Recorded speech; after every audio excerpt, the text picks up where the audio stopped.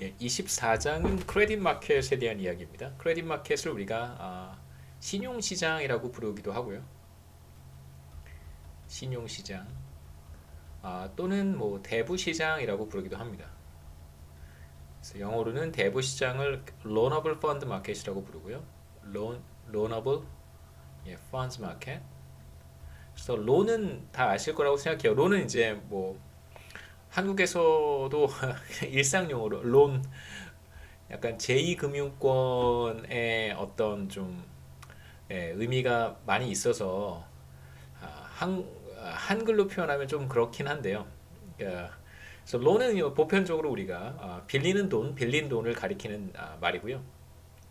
차입금 뭐 이런 뜻이 있습니다. 그래서 우리말로는 좀 제2금융권에서 많이 쓰고 있어서 조금 저는 개인적으로 이렇게 론이라고 쓰면은 좀 아, 이게 조금 이렇게 긍정적인 느낌을 받지는 못하는데요. 그러니까 언어가 주는 어떤 그런 뉘앙스 때문에 그렇겠죠.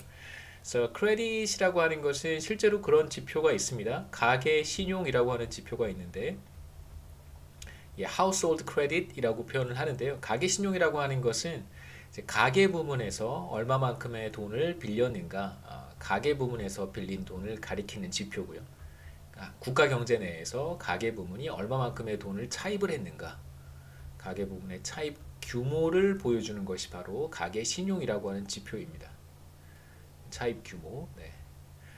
그래서 국가 경제 전체로 뭐 기업, 가계 이런 이제 민간 주체, 민간 경제 주체들을 우리가 뭐 가계와 기업으로 어, 두 개로 크게 구분해서 표현을 하는데 이제 가계 부문에서 얼마만큼을 차입을 했고 또 기업 부문에서 얼마만큼 차입을 했는지 이렇게 우리가 지표로 확인할 수 있고 빌렸다면 또 반대로 이제 빌려주는 또 쪽이 있겠죠. 빌리는 쪽을 우리가 디맨드 사이드라고 얘기할 수 있고 여기는 뭐 기업도 포함이 됩니다. 빌리는 사이드 우리 디맨드 사이드라고 얘기할 수 있고 그 다음에 이제 빌려주는 측면도 있을 거예요. 서플라이 사이드. 그래서 크레딧 마켓에서는 이제 수요 측면과 공급 측면을 우리가 순서대로 보겠습니다. 24장 크레딧 마켓에서는 크게 크레딧 마켓이 무엇이고 크레딧 마켓의 균형에 대해서 이야기를 하고요. 그 다음에 이제 후반부 24장의 후반부에 가서는 금융기관, 은행과 Financial Intermediation, 금융 중개 기능을 수행하는 그런 의미입니다. 그래서 금융 중개 기관을 우리가 Financial Intermediaries라고 보통 부르고요. 그 Financial Intermediaries라고 하면 금융 중개 기관을 가리키는 것입니다. Intermediaries. 죄송합니다. S가 있어요. 마지막에 S. 그래서 이 두 번째 섹션, 세 번째 섹션에서는 간단하게 뭐 은행이라든가 금융기관의 역할에 대해서 많은 시간 제가 설명을 드리기는 어려울 것 같고요. 우리 경제학 원론 후반부 또 다른 내용들도 많기 때문에 여기에서는 간단하게 금융기관이 어떠한 기능을 하는지, 어떠한 역할을 수행하는지, 특히 시중은행, 우리은행의 예를 하나 들어서 뭐 제가 우리은행을 선택한 이유는 뭐 제가 우리은행을 주로 이용하기도 하는데요. 뭐 그래서는 아니고 우리 서울여자대학교에 우리은행이 들어와 있어서 아마 서울여자대학교에 뭐 신한은행이나 뭐 KB 이런 은행이 들어와 있었으면 제가 그 은행을 보여드렸을 거예요. 여러분들 학생증도 다 왜 그러셔야 되는지 한번 질문해 보셔야 됩니다. 왜 나는 원치 않는데 우리은행 카드에 학생증을 넣어야 되는가? 이거 잘 한번 생각해 보셔야 됩니다.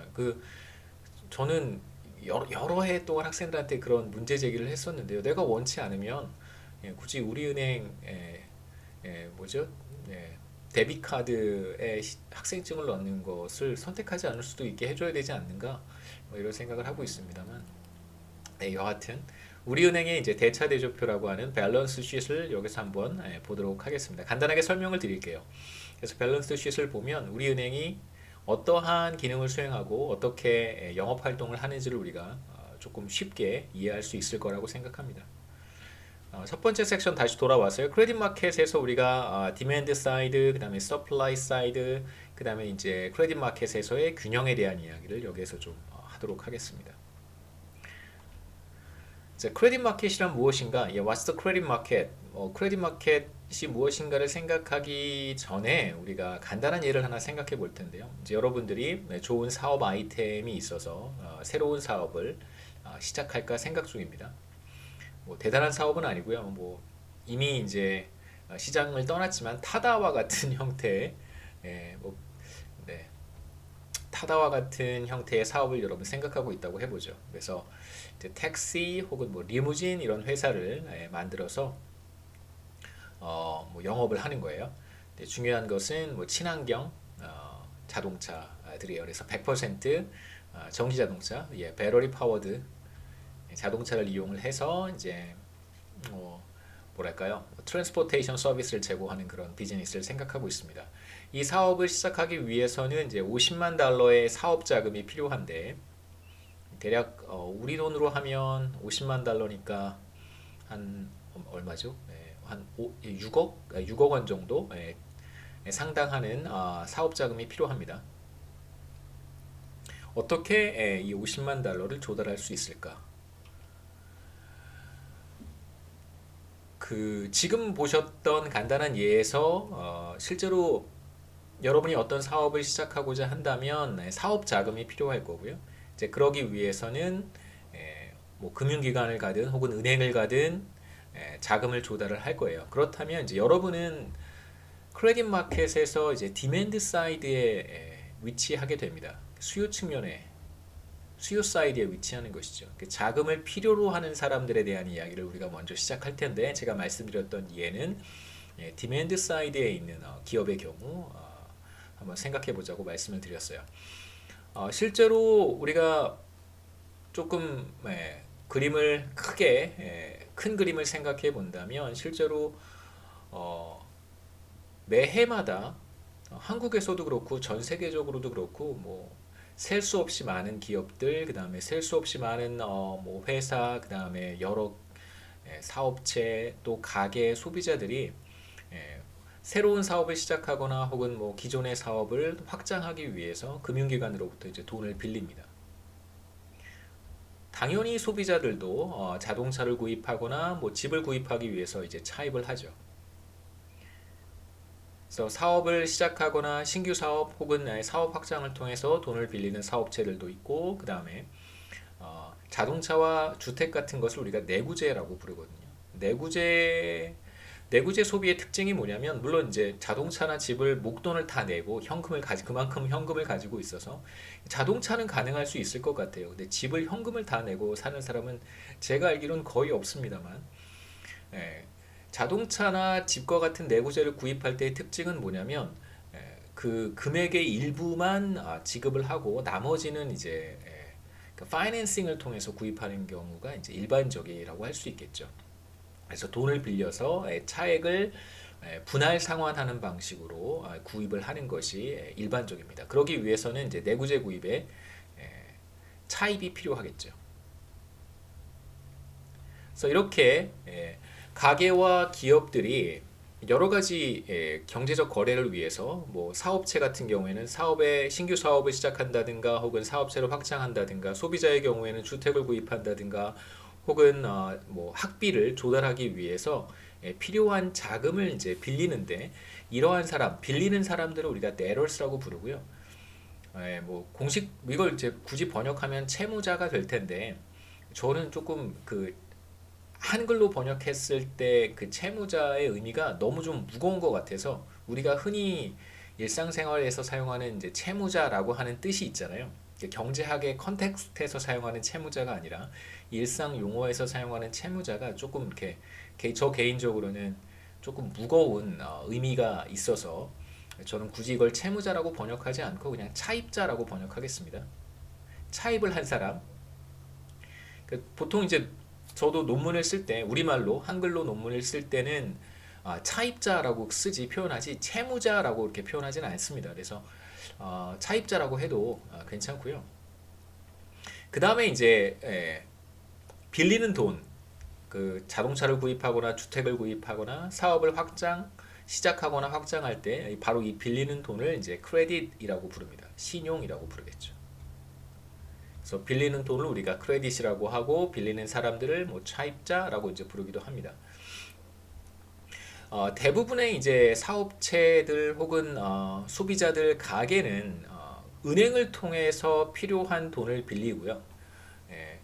근데 이제 사실 은행이라고만 하면 그러니까 은행을 통해서 이러한 그 필요한 자금을 조달하는 것이 맞습니다만 실제로 우리가 생각하는 크레딧 마켓이라고 하는 것은 그거보다 훨씬 더 큰 그 조금 더 광범위한 형태의 시장이라고 생각하시면 좋겠어요. 그러니까 단순히 은행에 가서 뭐 그 대출을 받거나 뭐 혹은 뭐 돈을 빌리거나 사업 자금을 뭐 조달하거나 그 정도의 스코업이 아니라 사실 크레딧 마켓이라고 했을 때는 그거보다 훨씬 더 큰 제2금융권도 포함이 되어 있고요.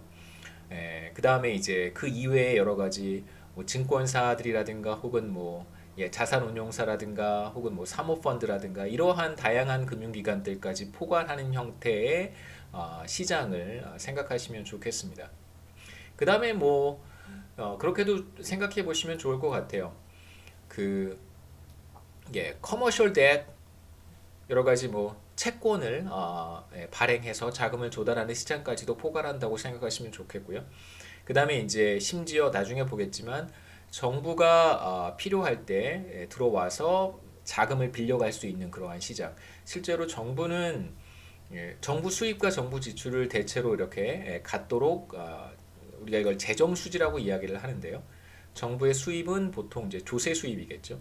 정부의 수입과 정부의 지출을 이렇게 같게 유지하는 것이 일반적인데 경제 위기 상황에서는 정부가 이제 불가피하게 지출을 확대하는 정책을 시행하게 됩니다. 그러면 이제 수입보다 지출이 더 많아지니까 이럴 때는 이제 조달을 해야 되잖아요. 초과 지출을 조달을 해야 됩니다. 그러한 경우에는 여러 가지 방법이 있을 수 있는데 이 지금 우리가 보고 있는 이 크레딧 마켓에 들어와서 정부가 국채를 발행을 해서 자금을 조달하는 그러니까 뭐 채권이라고 하는 것, 그러니까 국가가 발행하는 채권을 이제 우리가 국채라고 얘기를 하는데요.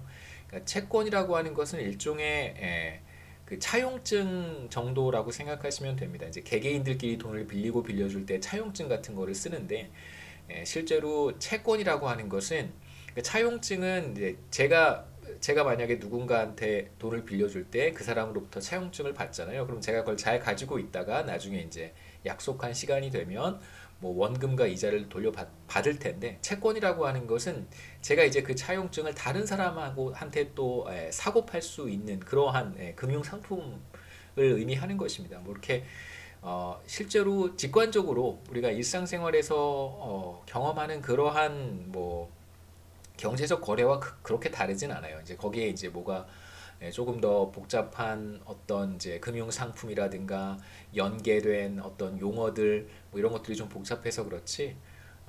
뭐 국채라고 하는 것은 국가가 발행하는 것이고요. 그래서 국채를 산 사람에게 국채를 샀다는 것은 바로 그 차용증을 가지고 있는 사람이죠. 그래서 그 차용증을 가지고 있는 사람한테 이제 이자를 매해마다 이자를 지급해야 되고 그 차용증을 가지고 있는 사람은 그걸 그냥 계속 가지고 있어도 괜찮고 누군가한테 제3자한테 또 판매할 수 있습니다. 그러면 이제 그 채권을 가지고 있는 사람이 그때부터는 이제 국가로부터 이자를 그 사람이 받게 되겠죠. 그래서 실제로 거래가 가능한 금융 상품이기도 합니다. 여기서 말씀드리고 싶은 것은 크레딧 마켓은 단순히 은행과 소비자, 기업 사이의 어떤 거래를 의미하는 것이 아니고 이거보다 훨씬 더 큰 넓은 의미의 신용 시장이라고 생각하시면 좋겠습니다.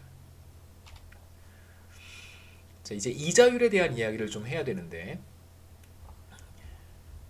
실제로 돈을 빌릴 때 우리는 이제 이자를 지급을 해야 됩니다. 그래서 이자를 인트레스트라고 부르고요. 이자율을 인트레스트 레이트라고 하죠. 예를 들면 제가 100만 원을 빌렸습니다. 100만 원을 빌렸어요. 그 다음에 이자율이 2%라고 한다면 제가 상환해야 되는 이자가 이제 2만 원이 되겠죠. 그러니까 100만 원의 2%니까 2만 원을 제가 이자로 지급해야 됩니다. 그래서 이걸 인트레스트라고 하고요. 그 다음에 이제 빌린 돈을 원금이라고 우리가 이야기를 하죠.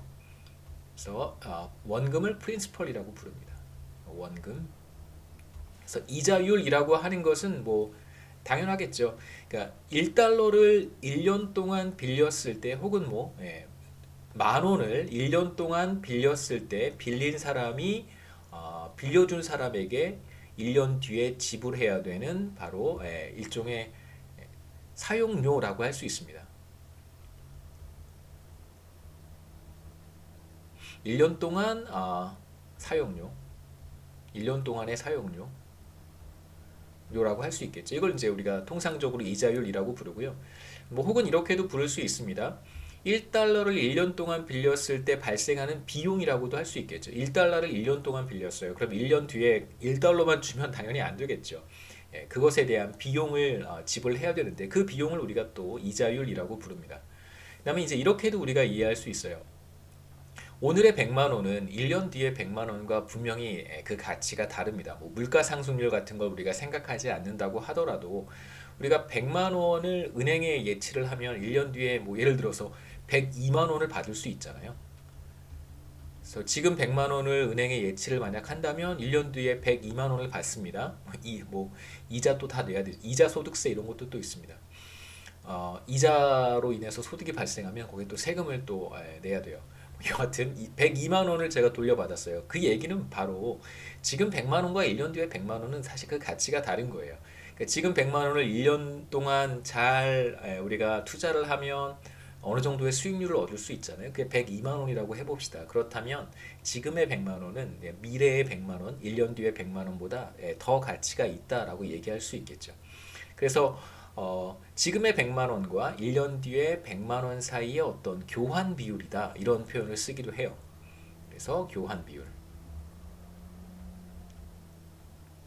그래서 우리는 그냥 조금 더 편하게 접근을 이런 개념들은 나중에 여러분 조금 더 2학년, 3학년 교과목들을 이제 경제학 뭐 거시경제학이나 혹은 뭐 금융과 관련된 여러 가지 코र्스들을 여러분 들으시면서 그 개념을 조금 더 명확하게 혹은 조금 다양하게 보실 수 있을 거라고 생각합니다.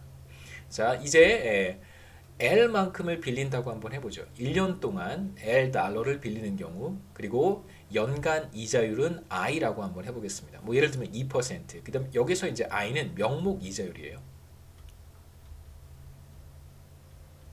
그러니까 명목 이자율에 대응되는 개념이 바로 실질 이자율이라고 하는 것인데 이어지는 슬라이드에서 제가 설명을 드리고요.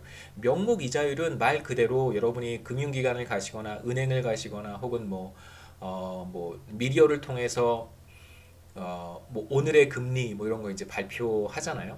뭐 증권사 직원이 텔레비전이나 뭐 혹은 여러 매체를 통해서 오늘의 이자율은 뭐 몇 퍼센트다 이렇게 이야기해주는 바로 그러한 이자율. 은행에 가셔서 여러분이 뭐 저축을 하거나 대출을 받을 때 여러분이 직접 보는 바로 그 이자율이 명목 이자율인데요. 만약에 L 달러만큼을 1년 동안 빌리는 경우 이때 명목 이자율을 I라고 해보겠습니다. 그럼 1년 뒤에 얼마를 상환해야 되냐면 1년 뒤에 상환해야 되는 금액은 바로 원금 L 달러만큼이고요. 그 다음에 L 달러의 이자율 2% I 곱하기 L만큼을 이자로 지급해야 됩니다. 그래서 만약 100만 원을 빌렸다면 자, L이 100만 원이라고 한번 해보고요. 그 다음에 I가 2%라고 한다면 바로 I 곱하기 L이 이자가 될 것이고요. 2만 원이 되겠죠.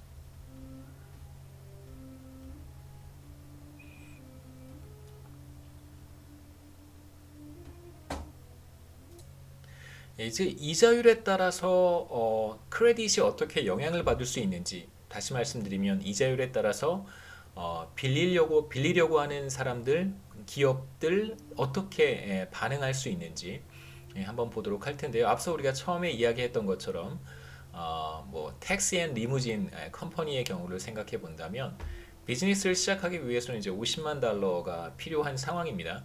자, 만일 이자율이 10%라고 한번 해보죠. 자, 그러면 이자율이 10%라고 한다면 이제 50만 달러를 빌렸을 때 갚아야 되는 1년 뒤 상환해야 되는 금액이 이자가 이 경우에 이제 이자율이 10%고 이자는 이제 원금의 10%를 곱하면 이제 5만 달러가 되겠죠. 이게 바로 여기 있습니다. 자, 이게 5만 달러가 바로 이자예요.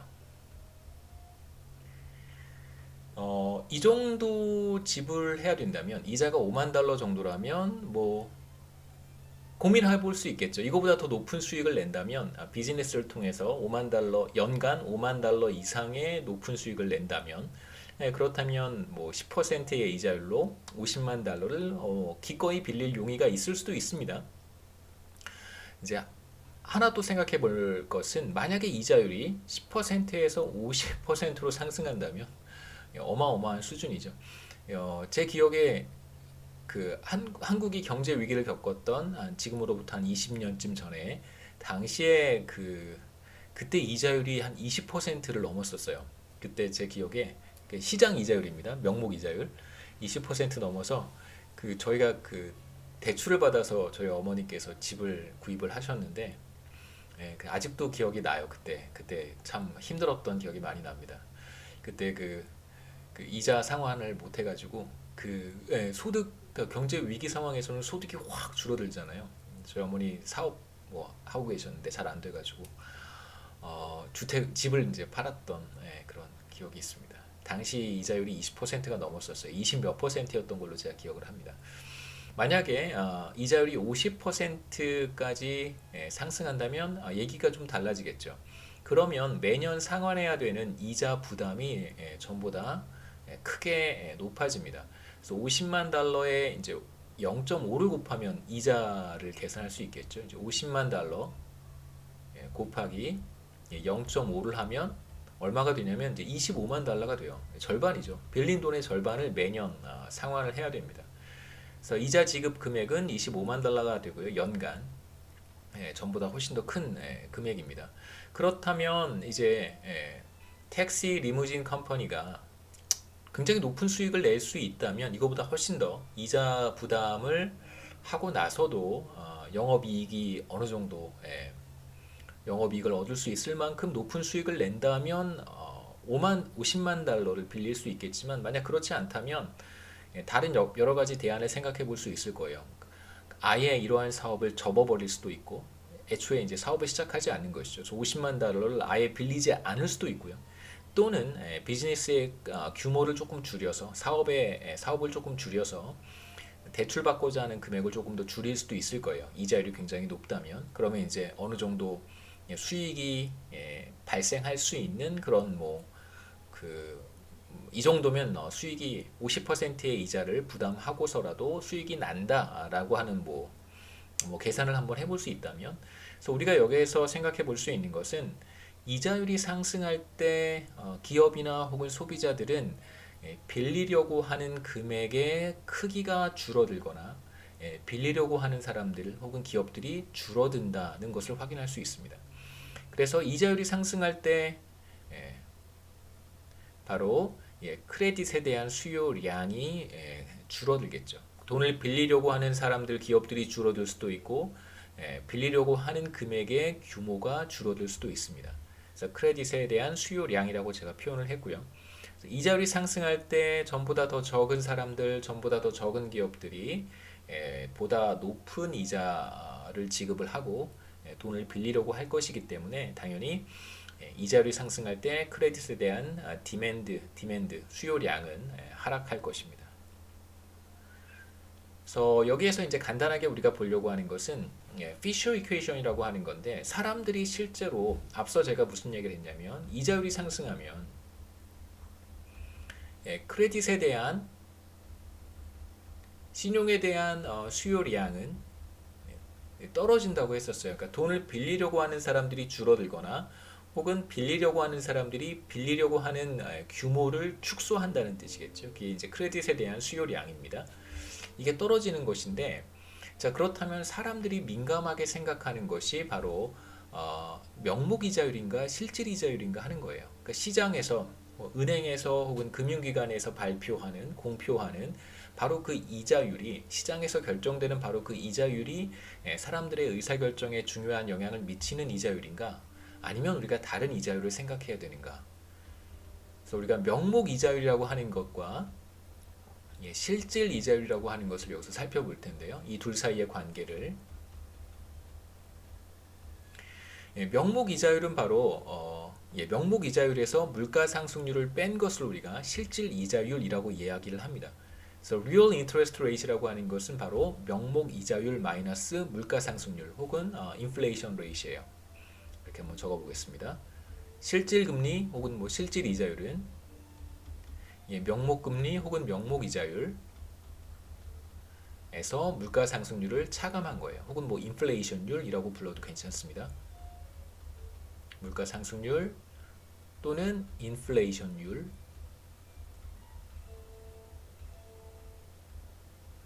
예, 차감한 것이 이제 실질 이자율인데요. 그러니까 사실 사람들이 관심을 갖는 것은 의사결정을 할 때 중요한 영향을 미치는 것은 사실 명목 이자율이 아니라 실질 이자율이다라고 하는 것을 여기서 한번 살펴보도록 하겠습니다. 그리고 지금 여러분 보고 계신 이 식이 바로 예, 실질 이자율은 명목 이자율 빼기 물가 상승률이다라고 하는 것을 우리가 피셔 이퀘이션이라고 부릅니다. 피셔 방정식이라고 부르기도 하고요. 그러니까 이런 예를 하나 생각해 볼 수 있어요. 만약에 제가 100만 원을 빌렸습니다. 100만 원을 은행에서 빌렸어요. 그런데 이자율이 2%예요. 그러니까 물가 상승률은 지금 뭐 거의 0% 수준이기 때문에 편의상 명목 이자율은 2%고 물가 상승률은 0%라고 한번 해보죠. 그냥 계산의 편의상. 제가 100만 원을 빌렸어요. 그럼 1년 뒤에 저는 2만 원을만 이자로 더 내면 되는 거예요. 그 원금과 이자 포함해서 102만 원을 은행에 돌려주면 됩니다. 모든 사람들이 인플레이션 레이시 0%라고 생각하고 있고 1년 뒤에도 이 0%가 그대로 유지된다고 믿고 있어요. 그런데 어떤 상황이 발생했냐면 제가 2%의 이자율로 100만 원을 빌렸는데 어떤 상황이 발생했냐면 갑작스럽게 물가 상승률이 100%가 된 거예요. 자, 이건 이제 뭐 실제로는 물가 상승률이 100%가 설령 된다고 하더라도 어떤 물건은 그러니까 물가 상승률이 100%가 됐다는 건 다 두 배가 된 거잖아요. 그런데 실제에서는 어떤 제품은 두 배 이상 올라가는 제품도 있고 어떤 제품은 두 배까지 올라가지 않는 제품들도 있어요. 그래서 실제로 현실에서는 물가 상승률이 모든 제품에 균일하게 적용이 되지는 않습니다. 우리가 물가 상승률을 어떻게 계산하는지 우리가 앞서 살펴봤지만 그러니까 소비자 물가지수 바스켓에 들어가는 이제 재화들을 우리가 가격을 추적해서 물가 상승률을 계산하는 것이기 때문에 여기서 제가 지금 말씀드리는 예는 그러니까 현실과는 조금 괴리가 있을 수 있지만 이건 제가 순수하게 여러분의 이해를 돕기 위해서 말씀을 드리는 것이고요. 이제 물가 상승률이 100%가 됐습니다. 저는 여전히 1년 뒤에 그냥 102만 원을 갚으면 되는 거예요. 그럼 저는 이제 순간 물가 상승률이 100%로 상승하기 직전에 어떤 선택을 했냐면 그냥 저는 뭐 예를 들면 밀가루가 좋아서 밀가루를 100만 원어치 샀어요. 100만 원어치 밀가루를 샀습니다. 100만 원을 다른 데 쓴 게 아니라 그냥 빌려서 밀가루를 산 거예요. 그냥 습관적으로. 제 습관은 그냥 100만 원을 빌려서 밀가루를 사고 밀가루를 맛있게 먹고 1년 뒤에 102만 원을 갚는 게 저의 그냥 생활 패턴입니다. 똑같이 100만 원어치 밀가루를 샀는데 물가 상승률이 100%가 된 거예요. 그러면 이 말은 무슨 말이냐면 제가 사 놓은 밀가루가 양이 얼마만큼인지 모르겠지만 이제 이 밀가루가 200만 원이 됐다는 뜻이겠죠. 그렇죠? 이 밀가루는 이제 제가 시장에 내다 팔면 200만 원을 받을 수 있어요. 물가 상승률이 100%이기 때문에. 그러니까 뭐 밀가루 한 포대에 100만 원인데 한 포대를 산 거예요. 한 포대를 사서 잠깐 있었더니 물가 상승률이 100%가 됐고 이제 저는 그 한 포대를 두 배의 가격으로 판매할 수 있다는 뜻입니다. 그럼 전 200만 원을 번 거잖아요. 그럼 이제 1년 뒤에 그냥 102만 원 은행에 갚고 92만 원을 사실 번 거예요. 여러분 다 알고 있는 내용입니다. 만일 물가 상승률이 굉장히 높다면 사실 돈을 빌린 사람은 이득을 보는 거고요. 돈을 빌려준 사람은 손해를 볼 수밖에 없어요. 그렇기 때문에 중요한 것은 명목 이자율이 아니에요. 만약에 은행이 물가 상승률이 100%가 될 거라는 걸 알고 있었다면 저한테 100만 원을 빌려줄 때 알고 있었더라면 그러면 저한테 이자를 2%만 받진 않았겠죠. 102%를 받았을 거예요. 네. 그러니까 물가 상승률을 다 전가해서 더 높은 이자율을 저한테 불렀을 거예요. 저한테 높은 이자율을 적용했을 거예요. 그래서 사실상 사람들이 의사결정을 할 때 중요한 것은 명목 이자율이 아니라 그러니까 물가 상승률을 반영한 실질 이자율이 중요하겠죠.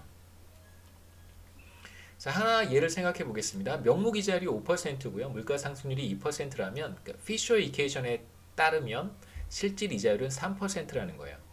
그래서 사람들이 의사결정을 할 때 사실상 중요한 것은 5%라기보다는 물가 상승률을 반영을 해서 3%를 가지고 의사결정을 한다는 것입니다. 그러니까 3%, 그러니까 돈을 빌리는 사람 입장에서 지금 우리가 아직 돈을 빌려주는 사이드는 보지 않았으니까 일단 빌리는 쪽에서만 생각해 본다면 빌리는 쪽에서 5%를 보고 빌릴까 아니면 3%를 보고 빌릴까를 생각해 본다면 실제로는 여러 가지 행동 경제학 측면에서 보면 사람들이 5%를 보고 빌린다는 주장도 굉장히 설득력이 있어요. 그러니까 왜냐하면 물가 상승률을 정확히 예상하거나 반영하지 못한다는 것이 행동 경제학에서 보는 시각인데 그렇다고 하더라도 경제적 거래를 굉장히 풍부하게 한 사람, 그런 경험이 굉장히 많은 사람들은 명목 이자율을 보고 의사결정을 하지는 않습니다. 그래서 암묵적으로 인플레이션을 다 생각을 해서 이렇게 막 계산을 해보고 물가 상승률 몇 %지? 그래 2% 빼야지. 그렇다면 실질 이자율은 몇 %일 거야? 이렇게 체계적으로 계산하지 않더라도 직관적으로 명목 이자율을 가지고 의사결정을 하는 것이 아니라 물가 상승률을 어느 정도 반영을 해서 실질 이자율을 예상을 하고 그걸 가지고 의사결정을 할 것이다라고 우리가 예상할 수 있다는 것입니다. 그래서 실제로 사람들이 의사결정을 할 때 반영하는 의사결정을 할 때 중요하게 여기는 것은 명목 이자율이 아니라 실질 이자율이다 라는 걸 이제 여기서 우리가 볼 수 있고요. 앞서 크레딧 디맨드에 대한 이야기를 할 때 무슨 얘기를 했었냐면 이자율이 상승할 때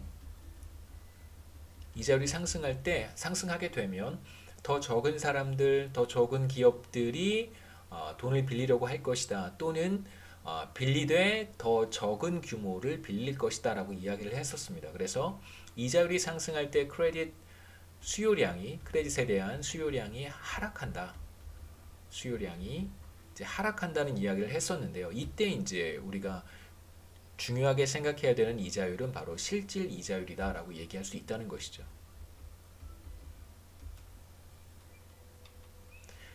그 다음에 이제 이어서 우리가 크레딧 디맨드 커브에 대한 이야기를 할 수 있습니다. 보셨듯이 실질 이자율이 상승하면 크레딧에 대한 수요량이 줄어든다. 빌리려고 하는 사람들이 줄어들거나 빌리려고 하는 금액의 규모가 펀드의 규모가 줄어들 것이다 라고 우리가 예상해 볼 수 있겠죠. 충분히 예상할 수 있습니다. 실제로 이런 관계를 이제 우리가 체계적으로 표현해 보자는 것이죠. 사업체들이든 개인들이든 의사결정에 중요한 영향을 미치는 것은 사실상 명목 이자율이라기보다는 실질 이자율이기 때문에 우리가 여기에서는 실질 이자율과 크레딧에 대한 수요량 사이의 관계를 이제 간단하게 그림으로 표현해 볼 수 있습니다. 크레딧 디맨드 커브는 뭐 크레딧에 대한 수요 곡선, 크레딧 디맨드 커브는 이제 우하향하게 우리가 그림을 그릴 것이고요. 네거티브 릴레이션십이 있고 우리가 세로축에는 가격 변수인 실질 이자율 R을 쓰고 가로축에는 얼마만큼을 빌리려고 하는가. 물론 한 사람의 의사결정이 아니고요. 크레딧 마켓에 참여하는 디맨드 사이드에 있는 잠재적인 수요자들이 얼마만큼을 빌리려고 할까. 그걸 보여주는 것이다 라고 생각하시면 됩니다. 그래서 이쪽이 크레딧에 대한 수요량이에요. 빌리려고 하는 금액. 그래서 이자율이 높을 때는 빌리려고 하는 금액이 줄어들 것이고 그 다음에 이자율이 높을 때는 빌리려고 하는 금액이 적을 것이고 이자율이 떨어지면 실질 이자율이 빌리려고 하는 금액은 많아지겠죠. 그렇다면 이렇게 네거티브 릴레이션십을 우리가 확인해 볼 수 있습니다. 그래서 크레딧 마켓의 디맨드 사이드를 우리가 이렇게 크레딧 디맨드 커브로 묘사할 수 있고요. 실질 이자율이 높으면 크레딧에 대한 수요량은 줄어들고 예를 들어서 실질 이자율이 7%라면 시장에 참가해서 뭐 펀드를 빌리려고 하는 사람들이 대략 뭐 한 60보다 조금 더 작은 것 같고요. 뭐 한 58 정도. 그 다음에 실질 이자율이 5%라면 전보다 이자율이 하락하니까 한 100 정도를 빌리려고 하겠죠. 그래서 기본적으로 크레딧 디맨드 커브는 우하향하게 우리가 그림을 그려볼 수 있는데 그 이유는 말씀드렸듯이 실질 이자율이 상승하면 더 적은 기업, 더 적은 사람들이 자금을 빌리려고 하거나 혹은 빌리되 더 적은 규모의 자금을 빌리려고 하기 때문에 크레딧 디맨드 커브는 이제 우하향하게 우리가 표현할 수 있습니다. 그 다음에 이제 한 가지 이어지는 슬라이드와 구분할 필요가 있는데 제가 지금 말씀드린 이러한 변화, 실질 이자율 변화에 따른 크레딧 수요량의 변화인데요. 자금에 대한 수요량의 변화. 실질 이자율이 변하면 빌리려고 하는 금액의 크기가 달라지잖아요. 그것은 반드시 수요 곡선 상에서 크레딧 디맨드 커브 상에서 나타나는 변화라고 할 수 있습니다. 실질 이자율이 상승하거나 하락한다면 이제 어떠한 변화가 나타나냐면 크레딧에 대한 수요량의 변화가 나타나는데 자, 이 변화는 반드시 수요 곡선 상에서 나타나는 변화입니다. 그래서 그림으로 제가 잠깐 설명은 드렸는데 다시 한번 확인해 보시죠. 자, 이자율이 5%일 때 수요량은 이만큼이고요. 자, 이자율이 상승하면 실질 이자율이 수요량이 줄어드는데 이렇게 곡선을 따라서 변하는 거죠. 이자율이 더 상승하면 곡선을 따라서 이렇게 더 수요량이 줄어들고 반대로 5%에서 이자율이 하락하면 그러면 크레딧에 대한 수요량은 이렇게 더 늘어날 거예요. 곡선을 따라서 크레딧 디맨드 커브를 따라서 이동한다는 점이 이제 우리가 이어서 볼 내용과 중요한 차이점입니다. 크레딧 디맨드 커브는 여러 가지 요인에 의해서 이동할 수 있어요. 그래서 두 가지를 구분하시는 것은 중요합니다. 그러니까 어떠한 변화가 곡선 상에서의 변화인지 혹은 곡선의 변화인 것인지. 그러니까 movement along the curve가 있고요. 보시면 우리가 앞서 봤던 것이 바로 movement along the curve고, 그러니까 곡선 상에서의 변화를 의미하는 것이고요.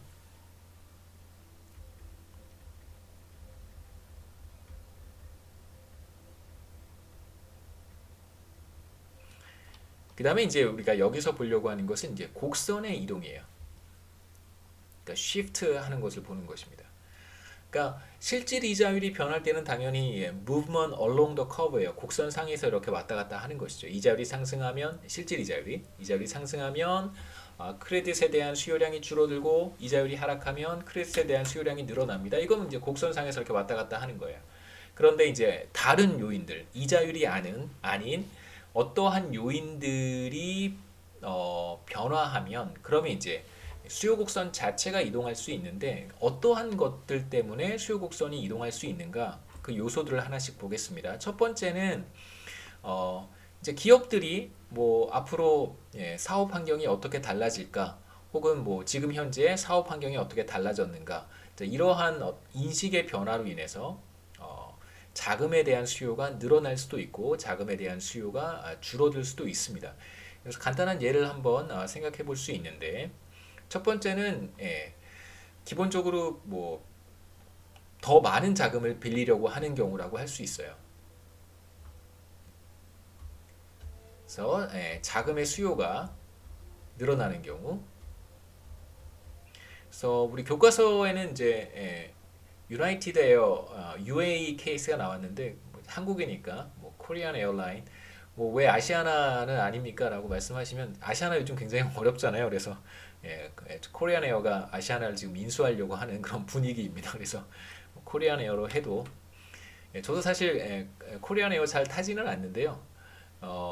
개인적으로 몇 가지 이유가 있습니다만 저는 뭐 이렇게 국내 항공사 잘 이용하지 않아요. 왜냐하면 일단 비싸고 돈도 별로 없는데 비싼 항공기 이용하는 게 좀 그래서 뭐 저는 대학 시절 때부터 이 비행기 저 비행기 거의 뭐 거의 다국적 항공사들 많이 이용해서 뭐 마일리지도 별로 없고 뭐 그렇습니다만 뭐 코리안 에어라인 같은 경우를 한번 생각해 보시죠. 지금은 정반대 상황이어서 뭐 이렇게 말씀드리긴 그렇습니다만 지금 사실 정반대 상황이죠. 해외 여행을 하는 사람들이 없기 때문에 거의 없기 때문에 지금 가장 어려움을 겪고 있는 산업이 바로 이제 에어라인 인더스트리라고 할 수 있고요.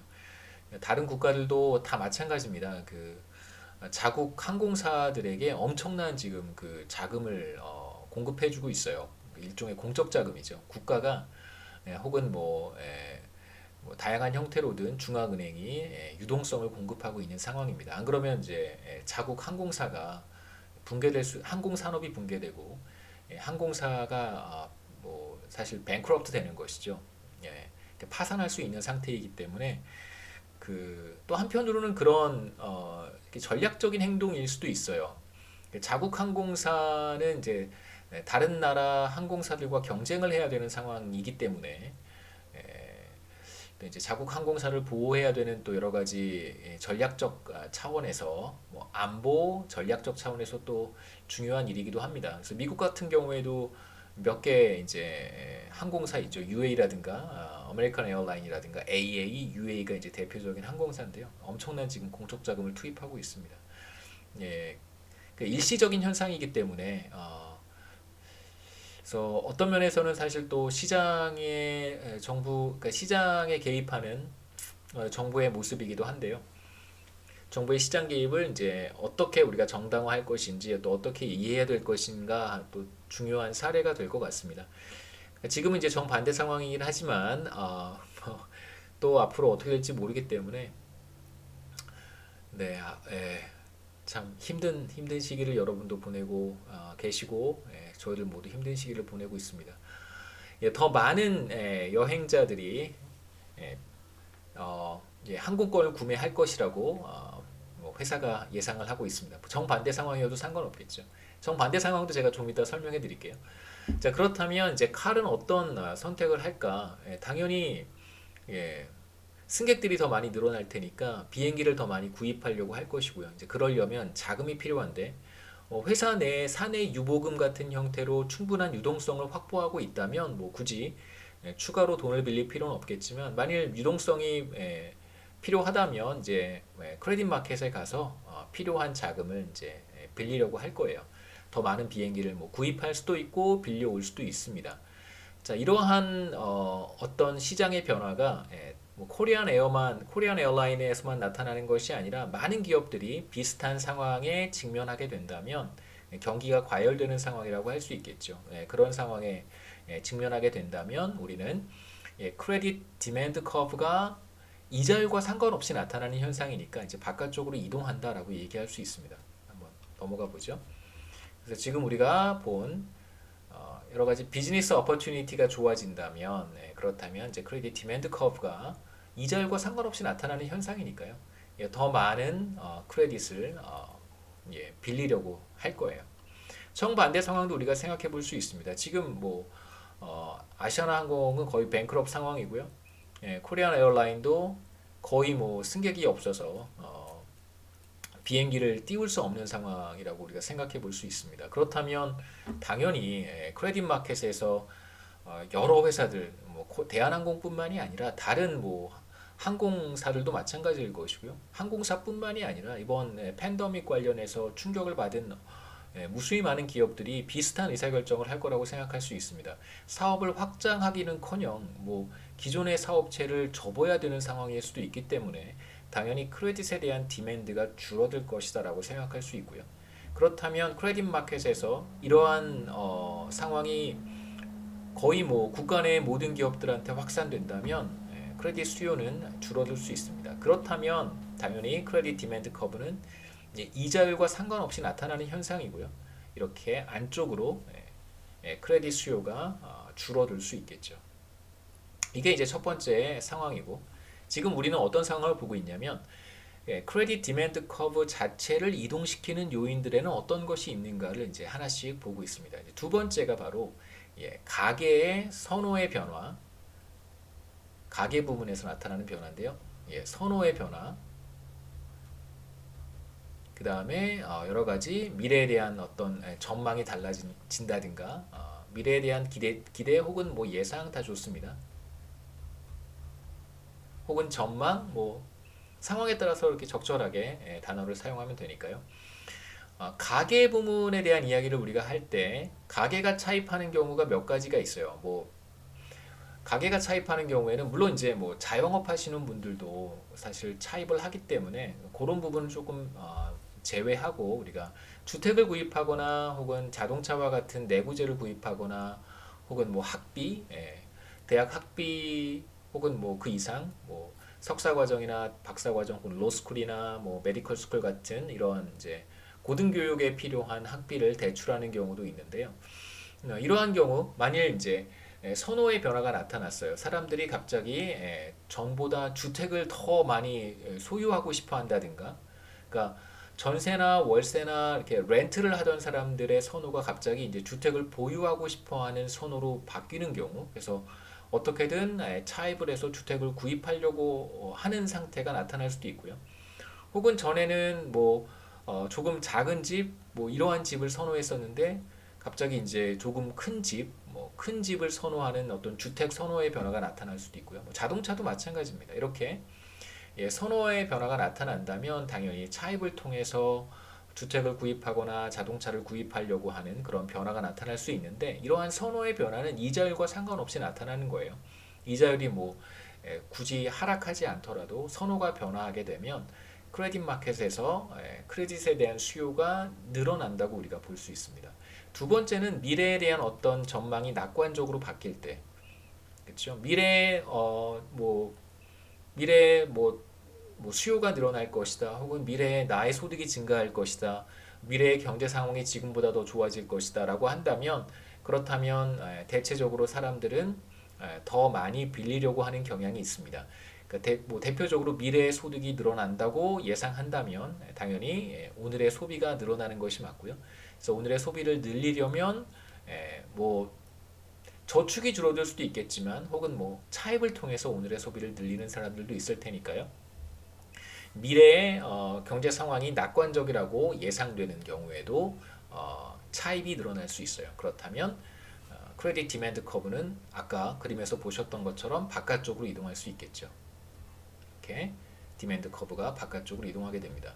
그러니까 정반대 경우에 사람들의 선호가 주택을 구입하지 않으려고 하거나 혹은 내구재 구입을 미루거나 지금 당장 내구재를 구입할 필요가 없다고 생각하거나 이러한 선호의 변화가 나타나거나 정반대로 미래에 대한 전망이 비관적일 때, 나의 소득이 늘어나지 않거나 혹은 심지어 줄어들 가능성도 있다고 생각할 때, 전반적으로 경제 상황이 나빠질 것이라고 전망할 때, 그럴 때는 정반대로 크레딧 디맨드 커브가 왼쪽으로 혹은 안쪽으로 이동할 것이다라고 우리가 예상할 수 있습니다. 세 번째는 이제 정부의 정책의 변화라고 할 수 있는데요. 서두에 말씀드렸듯이 우리가 크레딧 마켓을 단순히 소비자와 기업이 금융기관으로부터 대출을 하는 그러한 시장으로 너무 협소하게 보지 말고 다양한 금융기관들과 다양한 경제주체들이 참여해서 자금을 빌리고 빌려주는 그러한 조금 더 큰 규모의 시장으로 생각해 보자라고 말씀을 드릴 때 정부에 대한 이야기도 했었습니다. 정부도 크레딧 마켓에 들어가서 자금을 빌릴 수 있는데요. 이제 어떤 경우에 어떤 형태로 빌리는가? 아까도 잠깐 말씀드렸지만 경제 위기 상황에서 리세션 상황에서 정부는 소득이 급감한 소득이 없는 가구들을 지원하기 위해서 정부 지출을 늘릴 수도 있고 그 다음에 경제 위기를 탈출하기 위해서 경기 부양책을 사용하는 과정에서 정부 지출을 늘릴 수도 있습니다. 대체적으로 이런 경우에 정부 지출이 늘어나는데요. 그러면 정부 지출이 정부 수입을 초과하게 되면 적자 재정을 운용해야 되는데 이러한 경우에 재원을 마련을 해야 돼요. 그 대표적인 경우가 바로 국채 발행이고 뭐 여러 가지 형태로 조금 더 뭐 자세한 말씀을 드릴 수는 있겠지만 그냥 간단하게 크레딧 마켓에 들어가서 그냥 빌린다고 생각하셔도 괜찮습니다. 그래서 지금 크레딧 마켓에 들어가서 빌리고 조금 더 이제 경기가 좋아지고 세수가 확충이 되고 그래서 이제 정부 지출을 굳이 늘릴 필요가 없는 그런 시기가 되면 그럼 이제 흑자 재정이 되겠죠. 흑자 재정으로 돌아서면 그 흑자를 이제 되갚는 방식으로 그런 의사결정을 할 수도 있습니다. 그래서 정부도 당연히 크레딧 마켓에 참여하게 되고 그러니까 리세션 상황에서 정부가 정부 지출을 늘린다면 그러니까 평소보다 더 많은 정부 지출을 해야 된다면 당연히 크레딧 마켓에 들어가서 차입을 해야 되고요. 그런 경우에는 당연히 정부가 추가적으로 차입을 할 테니까 크레딧 디맨드 커브는 이제 바깥쪽으로 이동한다라고 우리가 이야기할 수 있습니다. 그래서 뭐 여러 가지 경우에 우리가 이제 생각해 볼 수 있는데 기업의 비즈니스 어퍼튜니티가 뭐 나빠지거나 혹은 기회가 축소되거나 그러한 경우에는 당연히 크레딧 디맨드 커브가 왼쪽으로 이동할 수 있습니다. 혹은 뭐 가계의 선호가 크레딧을 수요하지 않는 방향으로, 그러니까 돈을 빌리지 않는 방향으로 변화한다든가, 혹은 미래에 대한 전망이 어둡다면 마찬가지로 크레딧 디맨드 커브는 안쪽으로 이동할 수 있고요. 그 다음에 이제 그와 반대인 경우에는 크레딧 디맨드 커브가 바깥쪽으로 이동할 수 있습니다. 그 다음에 세 번째 봤던 것이 이제 정부가 정부 지출을 늘리는 과정에서 차입을 통해 정부 지출을 늘린다면, 그렇다면 정부도 크레딧 마켓에 디맨드 사이드에서 참여하는 것이기 때문에 크레딧 디맨드 커브가 바깥쪽으로 이동한다라고 우리가 얘기할 수 있죠. 자, 이제 크레딧 마켓에서 서플라이 사이드로 한번 가볼 텐데요. 디맨드 사이드에 대한 이야기를 했고 이제 우리가 서플라이 사이드에서 한번 크레딧 마켓을 보도록 하겠습니다. 그렇다면 크레딧 마켓의 서플라이 사이드에는 누가 있을까? 누가 크레딧을 공급하는 사람일까? 공급자는 누구일까? 자, 은행이 사실은 돈을 빌려주는 거잖아요. 우리가 은행에 가서 돈을 빌리는데 그럼 은행은 그 돈을 어디에서 구하는 걸까? 바로 저축을 하는 사람들입니다. 세이버들이겠죠. 그래서 크레딧 서플라이 사이드에는 저축을 하는 사람들, 세이버들이 있다. 이렇게 빌려주는 사람들 혹은 뭐 저축하는 사람들 이렇게 생각하시면 좋겠습니다.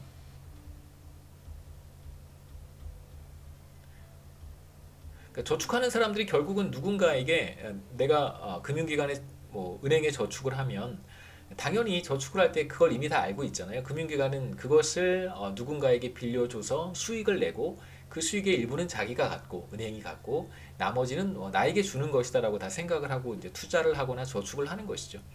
저축하는 사람들 혹은 빌려주는 사람들. 그러니까 저축하는 사람들, 여러분이 저축을 한다면 여러분이 직접 빌려주는 것은 아니지만 이제 빌려주는 행위에 참여하는 것이죠. 그걸 다 알고 저축을 하는 것이니까. 그래서 그냥 저축하는 사람들은 빌려주는 사람들이라고 우리가 부르기도 합니다. 그러니까 랜더라고 부르기도 해요. 그러니까 저쪽 사이드에는 바로어들이 있고 이쪽 사이드에는 사실 세이버라고 불러도 괜찮고 사람마다 조금씩 다른데 랜더스라고 부르는 사람들도 있어요. 저축하는 사람들을. 사실상 은행이라고 하는 것은 바로어가 이렇게 있고요. 랜더가 있습니다. 랜더가 있고 바로어가 있는데 은행이 사실 이 중간에서 미들맨, 매치메이커 이런 이제 기능을 수행을 하는 것이죠. 랜더로부터 자금을 받아서 이 자금을 사실 바로어한테 주는 것이고요. 그 과정에서 이제 이자율 일종의 커미션 같은 수수료를 받는 거예요. 금융중개기관은 기본적으로 그러한 역할을 수행을 하는데 우리가 금융중개기관의 역할은 나중에 뭐 섹션 2, 섹션 3에 가서 다시 한번 살펴보고 마치 꼭 바로어와 랜더가 서로 만나서 필요한 돈을 빌려주고 빌리는 그러한 시장을 한번 생각해 보겠습니다. 그래서 잠시 동안은 우리가 미들맨의 역할을 좀 무시를 하고요. 바로 직접적으로 빌려주는 사람, 저축하는 사람의 어떤 문제를 보도록 하겠습니다. 그래서 뭐 실제로는 금융중개기관을 통해서 자금 거래가 이루어지지만 트랜잭션이 발생하지만 우리가 이걸 조금 뭐 단순화하거나 혹은 조금 큰 틀에서 디테일한 거를 조금 무시하고 큰 그림을 본다면 마치 시장에 바로들이 참여하고 시장에 랜더들이 참여해서 이제 빌리고 빌려주는 그러한 경제 거래가 나타난다라고 생각해 볼 수 있다는 것이죠.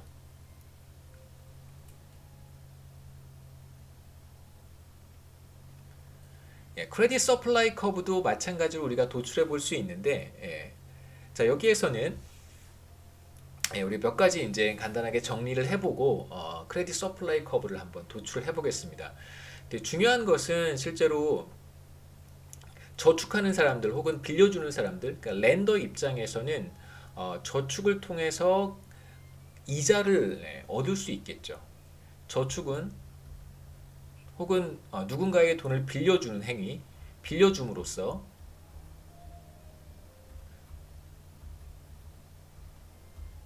이자를 받을 수 있습니다. 얼마만큼을 빌려줄 것인가, 얼마나 많은 돈을 나는 저축을 할 것인가에 대한 의사결정은 바로 어떤 나에게 어떤 선택이 최선인가. 이걸 이제 우리가 사실 뭐 이제 미시경제학에서 전반부에서 이제 optimizing behavior라고 하는 것은 뭐 이렇게 어렵게 생각하실 뭐 최적화 이런 말로 우리가 번역하긴 하지만 어렵게 생각하실 필요는 없고요. 무엇이 나에게 최선인가, 나에게 가장 좋은 것이 무엇인가를 선택한 거예요. 그게 바로 optimizing behavior입니다. 나에게 가장 좋은 거, 나에게 최선이 되는 거. 나에게 최선을 선택을 하겠죠. 그럼 얼마만큼을 내가 빌려줄까? 다시 말하면 얼마만큼을 내가 저축할 것인가는 나에게 가장 최선인 것을 추구할 때 나타나는 거예요. 그러니까 지금 이제 우리가 생각해야 되는 것은 저축이라든가 이자를 통해서 이자를 받을 수도 있단 말이에요. 저축이라든가 빌려주는 행위를 통해서 이자를 받는다고 그랬나요? 저축이라든가 빌려주는 행위를 통해서 랜더들은 이자를 받을 수 있습니다. 그렇다면 나에게 최선이 되는 어떠한 결과를 얻어내기 위해서 중요한 변수가 바로 이자가 되겠죠. 그러니까 저축하는 사람들은 혹은 빌려주는 사람들은 이자를 이렇게 생각해서 결정을 할 거예요. 여기서 중요한 것은 사실 뭐냐면 내가 얼마만큼 저축할 건가, 내가 얼마만큼 빌려줄 것인가 하는 것은 지금의 소비와 밀접한 관련이 있습니다. 그러니까 현재의 소비와 미래의 소비를 잘 결정하는 과정에서 내가 얼마만큼을 저축할 것인가가 결정이 되는 것이죠. 내가 지금 얼마만큼을 소비하고 미래에 얼마만큼을 소비할 것인가. 그러니까 대체적으로 우리가 이런 상황을 생각해 볼 수 있어요. 저축을 하는 사람들은 현재 소비보다 현재 소득이 상대적으로 많은 사람들이라고 우리가 생각해 볼 수 있겠죠. 현재 소비는 굉장히 조금 많은 편인데 현재 소득이 조금 적어요. 물론 조금 넌센스죠. 그런 상황이 나타나기는 사실 뭐 우리가 생각해 볼 수는 있는데 조금 이상하긴 해요. 그렇죠? 자기의 소득보다 더 많은 소비를 하는 사람들, 여러분 같은 사람들이 대표적으로 그런 사람들입니다. 물론 이제 부모님들이 많이 도와주시는 거죠. 여러분 다 부모님의 도움을 받고 있는 것입니다. 여러분이 살고 있는 뭐 집, 뭐 주택, 뭐 하우징 서비스 이런 거 다 부모님께서 마련해 주신 거고요. 그 다음에 뭐 등록금 학비를 학생들이 이제 부담하는 경우도 있는데, 혹은 뭐 대출을 받는 경우도 있죠. 학자금 대출을 받는 경우도 있는데, 뭐 장학금을 받는 경우도 있고, 적지 않은 학생들이 이제 부모님으로부터 학비 도움도 받고요. 그러니까 사실 지금 상당히 높은 소비 수준을 유지하고 있는데 그 중에 여러분의 실제 소득은 그거보다 적지만 다 부모님으로부터 빌리는 것이죠. 상환할 필요가 없는 차입이라고 볼 수 있습니다만, 대체로 제가 말씀드리고 싶은 것은 저축하는 사람들의 특징은 자신의 소득이 현재의 소비보다는 대체로 많은 사람들이에요. 자, 이제 얼마만큼을 저축할 것인가에 대한 선택은 내가 오늘 소비를 얼마만큼 하고 내일 혹은 내년 혹은 뭐 5년 뒤 혹은 10년 뒤에 내가 얼마만큼을 소비할 것인지를 이렇게 잘 결정을 해서 저축의 크기를 선택하게 됩니다. 자, 그럴 때 이제 이자율이 왜 중요한 역할을 하냐면요. 내가 만일 오늘 소비를 조금 줄이고 저축을 하게 되면 1년 뒤라고 한번 해보겠습니다. 그럼 이제 저축한 금액의 1 플러스 이자율만큼을 돌려받게 되겠죠. 제가 만약에 오늘 100만 원을 저축을 한다면 그러면 1년 뒤에 100만 원 곱하기 1 플러스 R을 돌려받는 거잖아요. 그게 바로 이제 이자율의 역할입니다. 만일 이자율이 지금보다 더 높아진다면, 그럴 가능성은 매우 낮지만 이자율이 지금보다 더 많이 높아진다면 그럼 100만 원을 저축했을 때 저는 1년 뒤 더 많은 돈을 돌려받을 수 있어요. 여기서 저축을 한다는 것은 누군가에게 빌려준다는 것과 동일한 개념입니다. 결국은 금융기관이 그러한 역할을 수행할 테니까요. 금융기관은 100만 원 예치한 다음에 그 100만 원을 가만히 내버려 두지 않습니다. 왜냐하면 그럼 이자 줘야 되잖아요. 그 이자를 어떻게든 조달을 해야죠. 그래서 고객한테 지급하는 이자 이상의 수익을 내야 됩니다. 그게 이제 은행의 속성인 것이죠. 금융기관의 속성이에요. 그래서 현재 소비와 미래 소비를 결정하는 문제에 있어서, 자, 만일 이자율이 높아지면 현재 소비를 했을 때 잃어버리는 게 더 많아지는 거예요. 제가 오늘 100만 원을 저축하지 않고 소비를 했습니다. 그런데 이자율이 굉장히 높아요. 그렇다면 저는 사실 이자만큼을 손해를 본 거예요. 그러니까 이렇게 생각하시면 좋습니다. 이자율이 높다는 것은 저축을 했을 때 더 많이 돌려받을 수 있잖아요. 그걸 다르게 얘기하면 저축을 하지 않았을 때 그만큼 더 많이 잃어버리는 거예요. 이렇게 정리해 볼 수 있습니다. 이자율이 높을 때 저축을 하면 더 많이 돌려받을 수 있어요. 더 많이 받겠죠. 쉽게 얘기하면. 그러니까 이자율이 높기 때문에 더 많은 이자를 받을 수 있어요. 이 말은 거꾸로 얘기하면 지금 우리의 의사결정은 현재의 소비와 미래의 소비, 그 다음에 그 사이에서 저축을 하는 거란 말이에요. 근데 만일 제가 오늘 소비를 하면 현재의 소비입니다. 저축을 하지 않고 소비를 하면 이건 거꾸로 얘기하면 더 많이 포기한 거예요. 많이 포기한 것이죠. 그러니까 100만 원을 소비하지 않고 100만 원을 저축했었더라면 이자율이 더 높아졌기 때문에 더 많이 받을 수 있는데 이자를 제가 그것을 포기하고 소비를 해버린 거예요. 그렇기 때문에 이자율이 높을 때 소비를 한다는 것은 소비가 더 비싸졌다는 뜻입니다. 그래서 이자율이 상승했다는 것은 현재 소비가 더 비싸진 거예요. 그러니까 더 비싼 것을 선택한 것입니다. 한번 생각해 보시죠. 자, 이자율을 R이라고, 실질 이자율입니다. R이라고 제가 표현을 했고요. 오늘 제가 1달러를 저축을 해요. 그러면 1년 뒤에 제가 돌려받는 구매력이라고 하는 것은 바로 1 플러스 R 달러가 되겠죠. 그래서 1달러는 원금으로 돌려받고 거기에 이제 이자, 그냥 금액이 1달러니까 그냥 이자율이나 이자나 똑같은 게 되겠죠. 이자율이 만약에 2%면 그냥 0.02잖아요. 2%가 0.0이니까 2센트가 바로 저의 이자가 될 거예요. 근데 1년 뒤에 제가 돌려받게 되는 구매력은 1 플러스 R 달러가 되는데 만약에 이자율이 높다면 똑같은 금액 1달러를 저축했을 때 1년 뒤에 더 큰 구매력을 제가 갖게 됩니다. 실질 이자율이라고 하는 것은 여기에서 현재 소비의 기회비용이라고 표현을 했어요. 그러니까 제가 현재 소비를 1달러만큼 늘리면 저는 얼마를 포기하는 거냐면 1 플러스 R 달러를 포기하는 거예요. 1년 뒤에 제가 그만큼을 돌려받을 수 있는데 돌려받는 것을 지금 당장 소비함으로써 1달러를 소비함으로써 그걸 포기하게 되는 것이죠. 근데 이자율이 높아지면 제가 1달러를 소비함으로써 포기해야 되는 미래의 구매력은 더 커지는 거예요. 이 이자율이 높아졌으니까요. 자, 이제 실질 이자율이 높다고 한번 생각해 보시죠. 자, 오늘 1달러를 소비한다면 저축하지 않고 1달러를 소비한다면 미래에 더 높은 구매력을 제가 소비하지 않았었더라면 미래에 더 높은 구매력을 얻을 수 있었는데 그걸 포기한 것이 되는 것이죠. 그래서 현재 소비는 더 비싸지는 거예요. 그래서 이자율이 높다면 현재 소비는 상대적으로 더 비싸진다라고 이야기를 합니다. 실질 이자율이에요.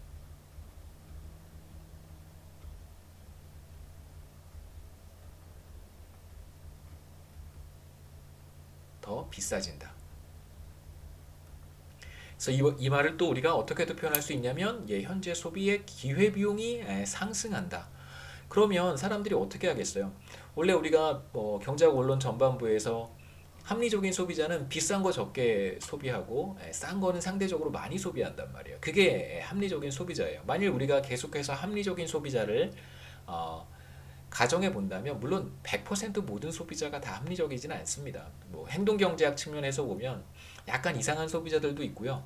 그 다음에 뭐 때와 상황에 따라서 조금 다른 의사결정을 하는 사람들도 있습니다만 우리가 이제 요 틀 안에서만 생각해 본다면 현재 소비와 미래 소비와 저축이라고 하는 요 세 가지 의사결정만 초점을 맞춰서 생각해 본다면 대체로 사람들은 어떤 의사결정을 할 것이다라고 예상해 볼 수 있냐면 이자율이 상승할 때 상대적으로 비싸진 게 뭐냐면 현재 소비예요. 내가 현재 소비를 해버리면 미래에 얻게 될 비교적 큰 구매력을 잃어버리는 것이기 때문에 그러한 의사결정을 잘 안 하려고 하겠죠.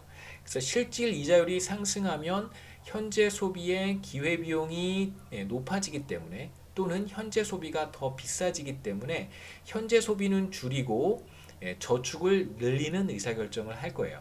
그래서 실질 이자율 R이 상승하게 되면 현재 소비는 줄어들 거고요.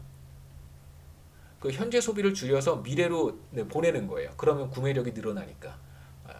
그래서 미래에 더 많이 소비할 수 있잖아요. 그래서 그런 의사결정을 한다는 거예요. 현재 소비는 줄어듭니다. 그러면 이제 현재 소비를 줄여서 미래로 보내야 되잖아요. 그 미래로 보내는 걸 우리가 저축이라고 얘기하는 거예요. 저축은 늘어나요. 지금 우리는 저축과 빌려주는 것이 동일하니까 바로 빌려주는 규모, 크레딧의 공급량이 증가한다라고 얘기할 수 있겠죠. 이걸 경제 전체로 확대해 본다면 사람들이 이러한 의사결정을 대체적으로 이러한 의사결정을 할 것이고 그렇다면 경제 전체적으로 저축량이 늘어날 테니까 빌려주려고 하는 자금의 규모가 늘어나겠죠. 이자율이 상승하게 되면. 자, 그래서 자금의 공급량이 늘어날 거예요. 유동성이 더, 그러니까 빌려줄 수 있는 자금의 규모가 늘어난다라고 우리가 얘기해 볼 수 있습니다. 그래서 우리가 결국은 사실 이 간단한 최적화 문제, 자신에게 최선이 무엇인가를 한번 생각해 봤는데 소비자들의 경우라고 할 수 있는데요. 물론 기업도 똑같이 적용이 될 수 있습니다. 여기에서 우리가 얻은 결과는 이자율이 상승할 때 저축하는 사람들 혹은 빌리는 사람들은 현재 소비를 조금 줄이고 저축을 늘려요. 자금 공급량이 늘어난다라고 얘기할 수 있습니다. 그래서 이 관계가 바로 크레딧 서플라이 커브고요.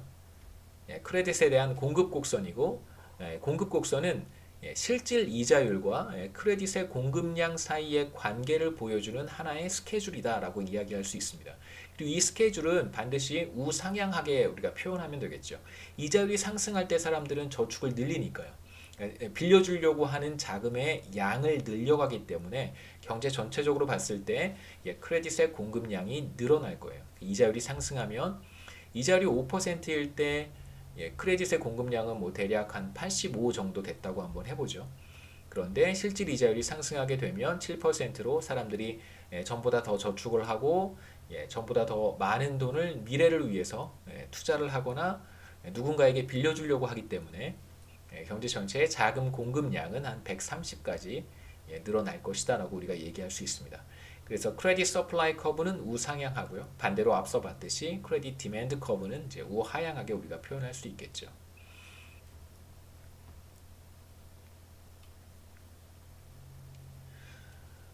이자율, 실질 이자율의 변화에 따라서 크레딧 공급량이 달라지는 것은 바로 movement along the curve고요.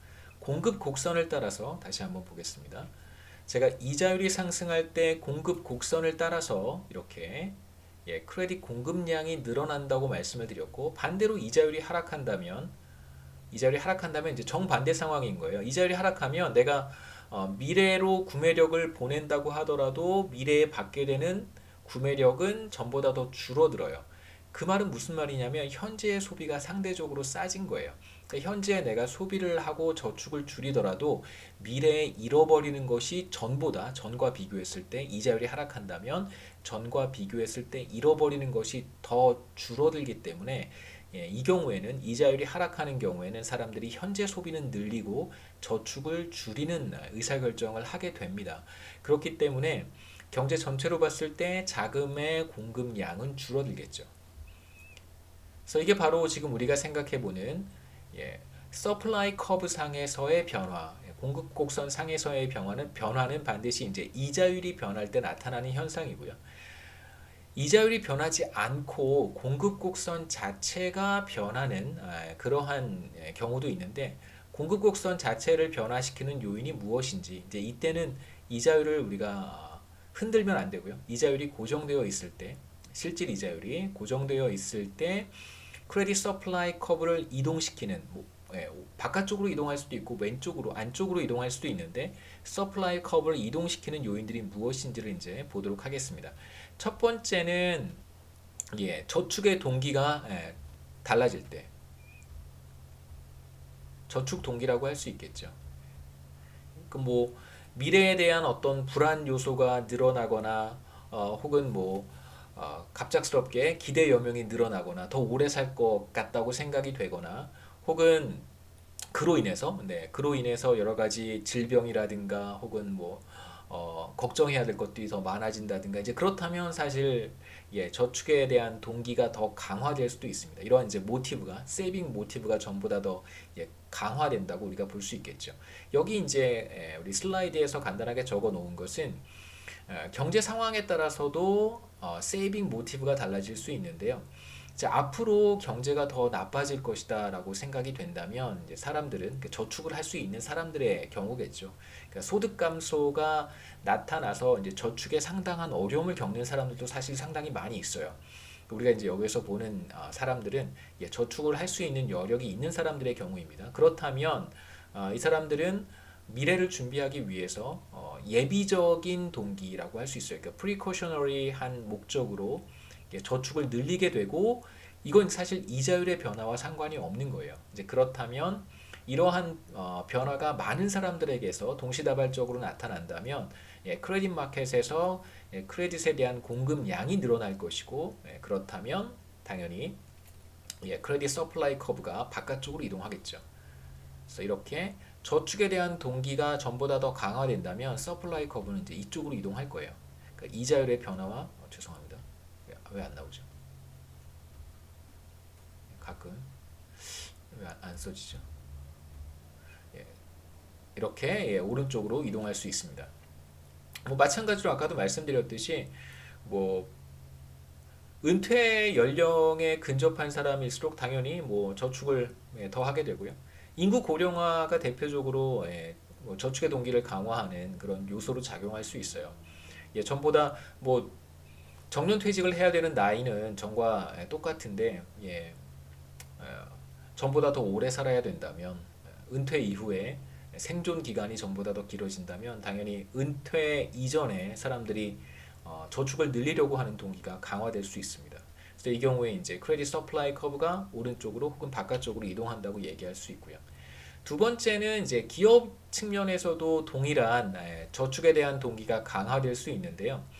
이걸 이제 우리가 사내 유보라는 측면에서 생각해 볼 수 있습니다. 그 retained earnings가 이제 사내 유보고요. 기업이 경영 활동을 통해서 사내 유보예요, 유보.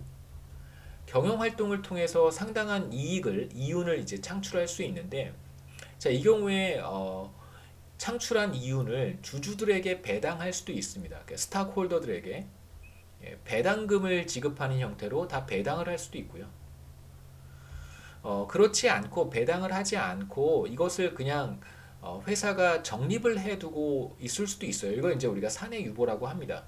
그러니까 이거에 대한 또 좀 논란이 전에도 좀 있었고 지금도 조금 나오고 있는데요.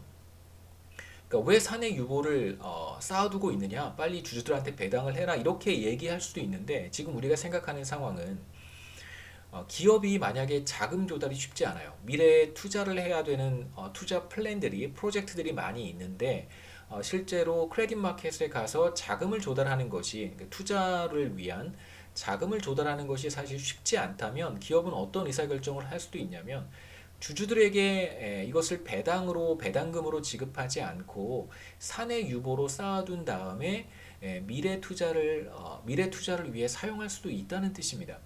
여기도 제가 간단히 적어놨는데요. 자, 만약에 미래에 자금을 조달하는 것이 쉽지 않다면 그러면 지금 상당한 이윤을 얻었을 때 그 중에 높은 비중의 금액을 사내 유보로 보유하고 있다가 나중에 투자로 이용하는 것이 기업 입장에서는 더 좋을 수도 있습니다. 자, 만일 다수의 기업들이 경제 내 적지 않은 기업들이 이러한 의사결정을 한다면 그러니까 사내 유보로 쌓아둔다면 그렇다면 크레딧 서플라이가 확대될 수 있겠죠. 그래서 크레딧 서플라이 커브가 오른쪽으로 혹은 바깥쪽으로 이동할 수 있습니다. 그래서 우리가 두 가지 경우를 봤는데요. 전반적으로 하우스홀드 입장에서 가계 입장에서 저축의 동기가 강화된다면 그 다음에 이제 기업 측면에서도 어떤 세이빙 모티브가 강화된다면 크레딧 서플라이 커브는 이제 바깥쪽으로 이동한다고 볼 수 있고 반대로 이제 정반대의 현상이 나타난다면 전부 다 저축을 좀 적게 하려고 하는 그런 현상이 나타난다면, 그런 이제 동기가 강화된다면 기업도 마찬가지입니다. 그렇다면 디맨드 커브는 이렇게 안쪽으로 이동할 수도 있겠죠. 저 빠뜨린 건 없나요? 네. 그래서 크레딧 마켓 균형은 오늘 시간이 다 됐으니까 다음 시간에 이어서 크레딧 마켓에서의 균형에 대한 이야기를 하도록 하겠습니다.